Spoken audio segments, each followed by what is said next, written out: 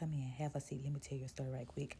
As a child, I was very good. I obeyed my parents. I was no problem. Then I became older and I started to get into my rebellion stage. Now, growing up in church was a big part of my life, but still, I was the type where you could tell me something but then I had to experience it for myself.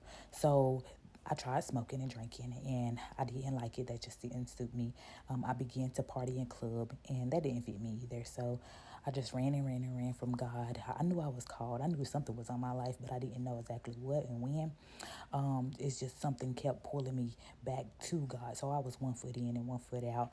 But it reminded me of the story of Jonah, when Jonah was unsure about his calling and he fled to Tarshish instead of going to Nineveh like he was instructed. And then he ended up fleeing by getting on a ferry. And then when he got on the ferry, the boat began to get rocky. And after the boat began to get rocky, it was like all the mariners was on the boat and they began to get into a panic. And they was like, they don't know what to do. So they went down at the bottom to get Jonah. Jonah was fast asleep. Like, they probably like, get up, what are you doing? But the captain went down, he got him, he woke him up, he was let him know what was going on.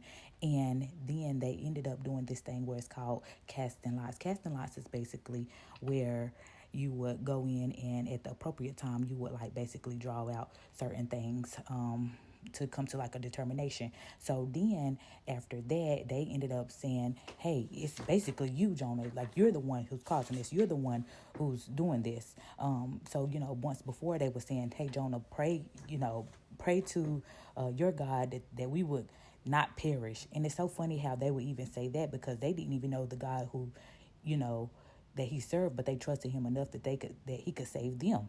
So then after that, they ended up, after casting lots, they ended up claiming that he was the one. So then they started questioning him. And they was like, please tell us who caused this on us. Where do you work? Where do you come from? Where is your country? What people are you? So they was wanting to know. They was needing answers. So then, Jonah began to tell him who he was. He was telling him that he feared the Lord and the God of heavens and made the sea and dry land. But at that time, it's so funny because Jonah was in his disobedience. So did he really fear God at that moment? No, because he wasn't thinking about the consequences. And that's like us. We don't think about the consequences. So we just do it and then, get into like a jam after that. But there's always consequences that we have to face.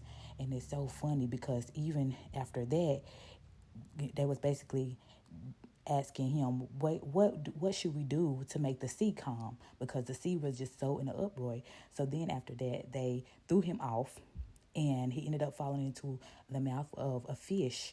And after that, he ended up in the belly of a fish for 3 days, 3 nights. Now with me, of course, it took me way longer than that. But I had to come to realization that I had to get my life together before it was too late. Because then, guess what?